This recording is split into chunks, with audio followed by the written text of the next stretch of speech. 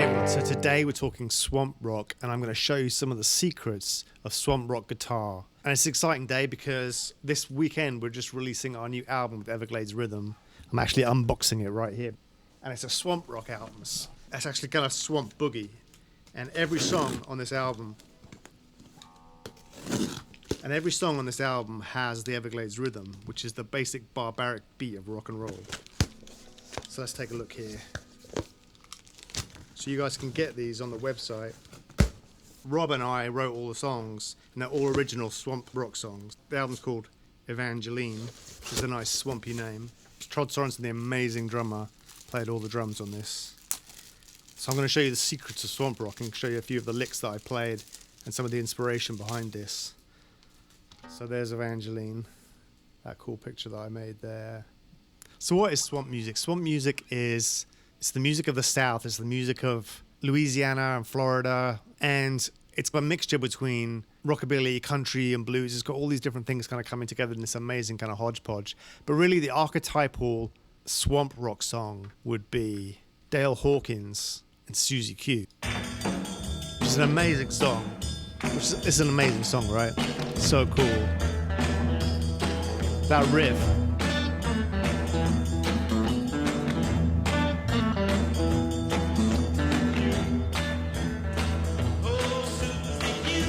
Now, the guitar player.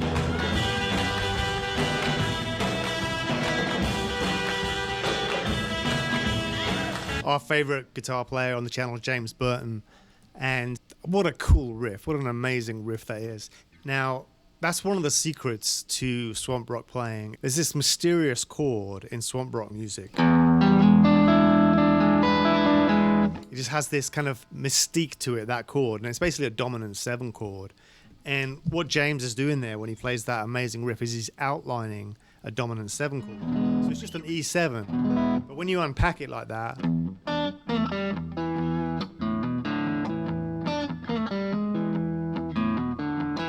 so you're superimposing the blues scale on top of this thundering E7 chord. And that's kind of one of the tenets of swamp rock music, is that groove. All swamp music has that kind of groove, that Louisiana groove, with that heavy downbeat. And then the groove kind of sits on top of that.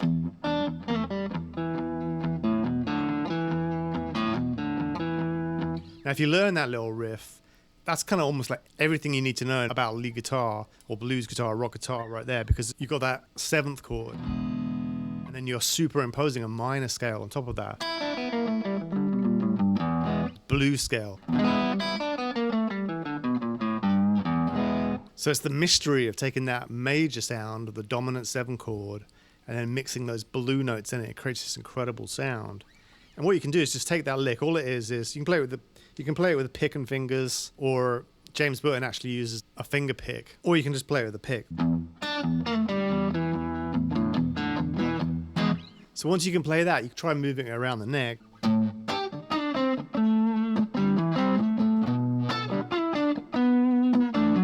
And there's all kinds of amazing licks that you can start to pull out of that technique. Like that little lick right there where it goes, it's a great lick. You can move that around all over the place.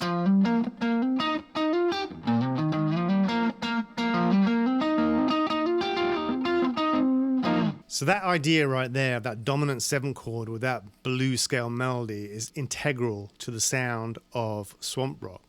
And then you had bands like CCR. I mean, CCR are probably like the most well-known swamp rock band. They kind of like wrote the book on swamp rock, and they played Susie Q. But you know, they would take that same sound, that kind of mysterious 7th sound, and use it in a lot of their songs, like Born on the Bayou.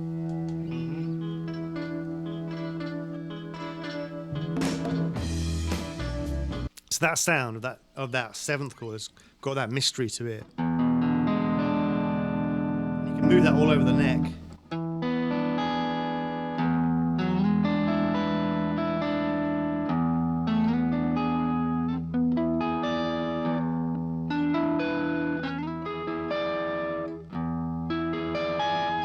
It's just an awesome sound. And then you had guys like Tony Joe White. This is one of the standards of swamp rock. So It's got that downbeat.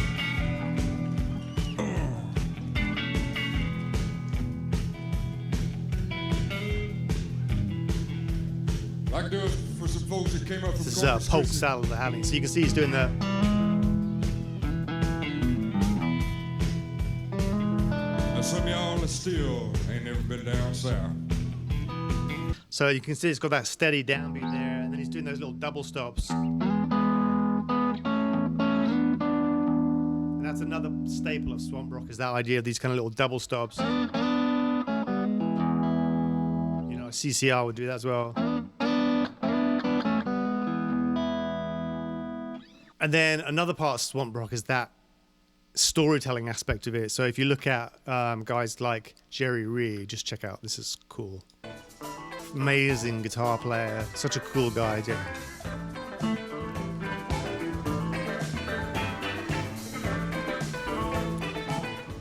Easy boy. Now here's a song about a dude who's kind of funky. This is kind of A major here, A dominant 7. His name was Amos.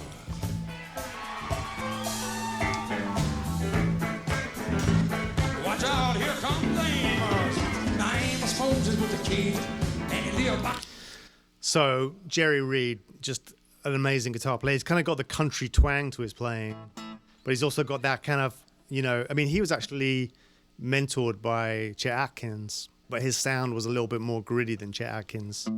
So he was an inspiration for the first track on Evangeline. Here it is on Spotify, and this first track is called Gator Walk, and it's kind of got a Jerry Reed type of sound to it. It's got that kind of snap to it and that kind of mean riff.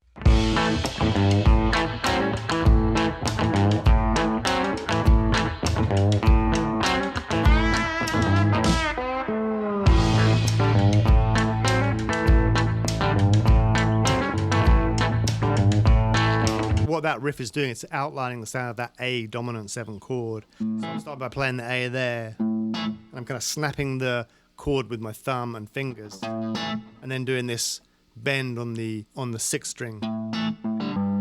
So really milking that bend there and snapping it. And then I'm sliding into this little shape here, and this shape here is used a lot in this kind of music, and it's the inner part of a dominant 7 chord. So it's these two notes in the middle, and that interval is actually called a tritone, and that's a very mysterious interval because it's got this very dissonant sound like that.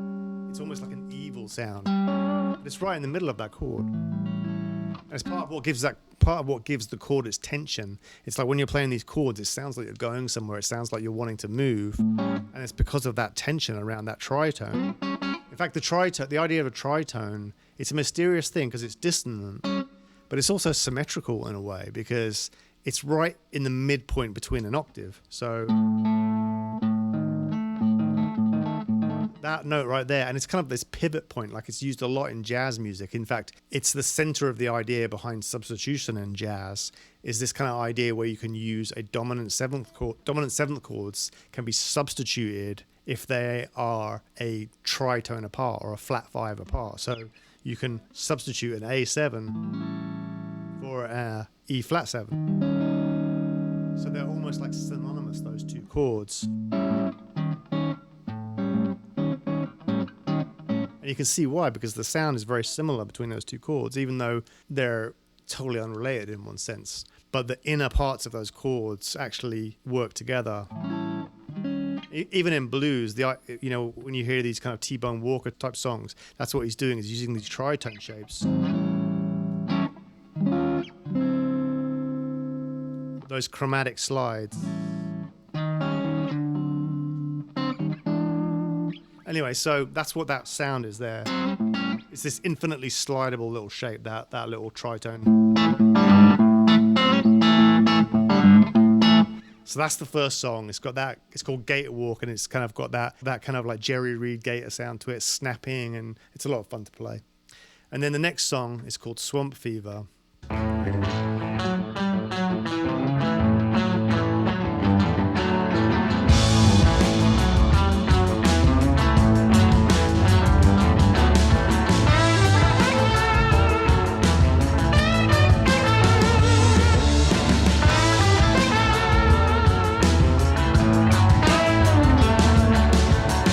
it's kind of like a mean ZZ Top style riff. All right, the next one's the title track. It's called Evangeline. And these songs are all available on YouTube as well. So if you go to our homepage here, you can see, if you click along to releases, it's got all our different releases. There's a whole bunch of surf stuff on here and boogie woogie, all the stuff that me and Rob have done.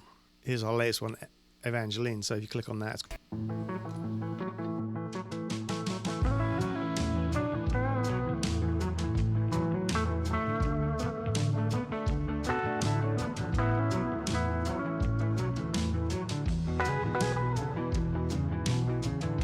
so this one's got more of a laid-back kind of J.J. Cale feel to it, and it's still got that boogie woogie, but it's played with more of like, you know, like the way Mark Knopfler plays it, or J.J. Cale, where it's laid back.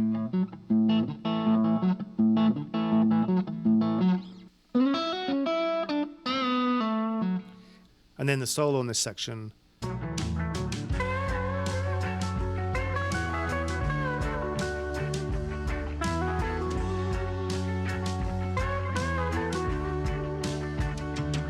So it's got that kind of sound where going up into the F sharp minor here.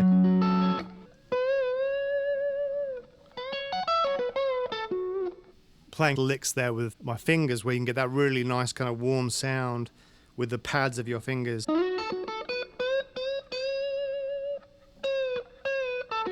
right, the next song, it's kind of got a Chet Atkins style to it.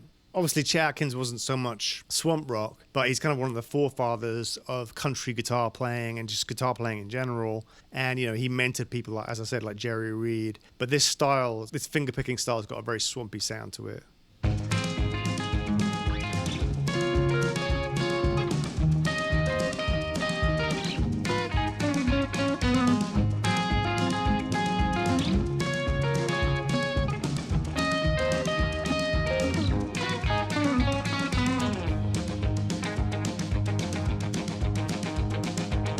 So that's a lot of fun to play. And that basic, you know, again, it's a dominant 7 chord.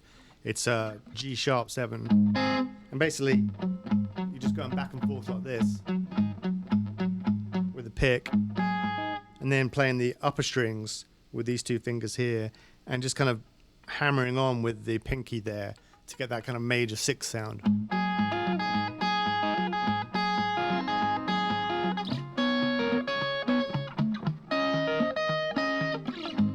These rockabilly licks here. And then one of the emphases on this song is just that basic back and forth boogie woogie like that. But within that, you can hear the groove can be brought out by accenting notes in there. So for example, going, so you can do that all over the place, but basically all you're doing there is you're adding an accent on one of the beats. And one of the ways you can do that is just by adding in the octave. So you can create all kinds of different rhythms and kind of like syncopations by where you place that accent. Okay, so next we've got Backwater Showdown. So this one's got kind of like a laid back, kind of halftime, Keith Richards-y kind of Mark Knopfler-y vibe to it. And it's got this kind of mean little riff right here, which sounds like this.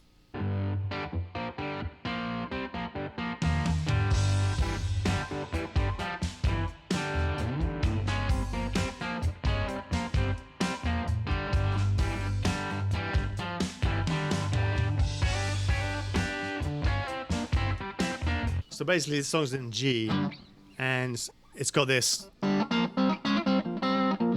parallel 4s.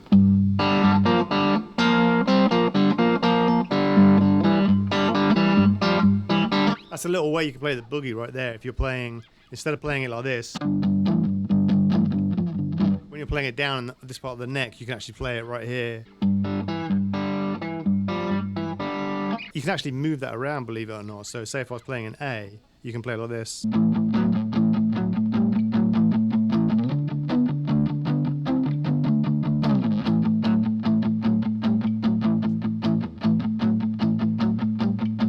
So it's kind of a easier way of doing that big stretch, where you just basically play like this, and then when you go to the 6, you play it here, and then this A string here is muted, and then you can go up to the 7, so you go, and that's what I'm doing down here. And then it's got those kind of Keith Richards-y kind of like, or Mark Knopfler kind of slightly dissonant kind of double stops. So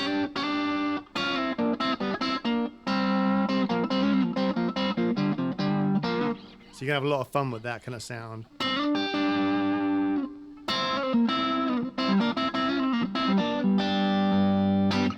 So that's kind of a mean jam in the key of G. And then the next one.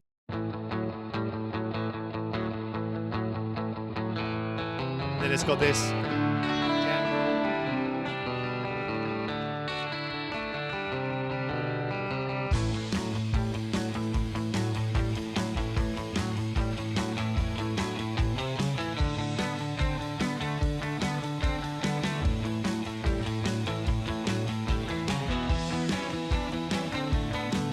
So it's basically just doing that, then going up to the,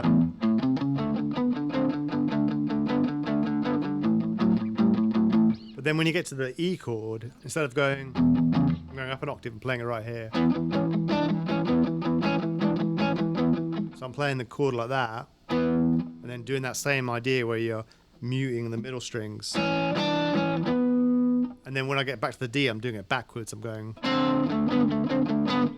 So you can create those little variations on the basic boogie woogie where you can play it, play it backwards and forwards, And then the last song on the record is the classic kind of CCR style song called Swamp Devil that has that dominant 7 sound to it.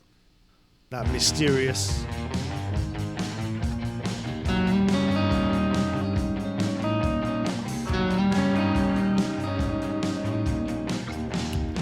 So it has that sound that we've been talking about where you take that dominant 7 chord and you kind of highlight that tritone.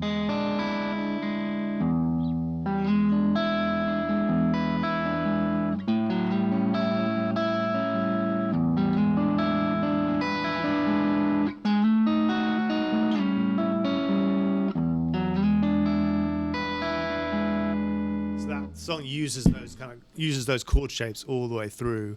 And that's a really fun sound.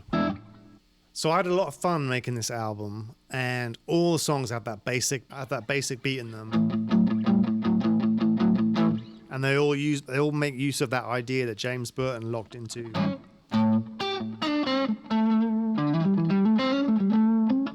Using that dominant 7 where you've got the blues scale and you've got the Mixolydian scale, you've got those dominant 7 arpeggios. So swamp rock is such a fun style of music. So there's tons of cool stuff you can listen to, like CCR, Little Feat, JJ Cale, Jerry Reed, all these amazing players. And check out this album, Evangeline. Let me know what you think. It's on Spotify, it's on YouTube. You can just go to our homepage right here.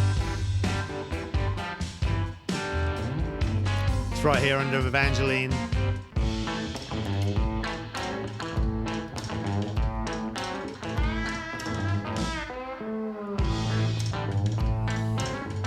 I hope you have fun playing some swamp rock licks, and I'd love it if you take a listen to the album. Let me know what you think. I'd love to hear from you. And most of all, remember, turn it up.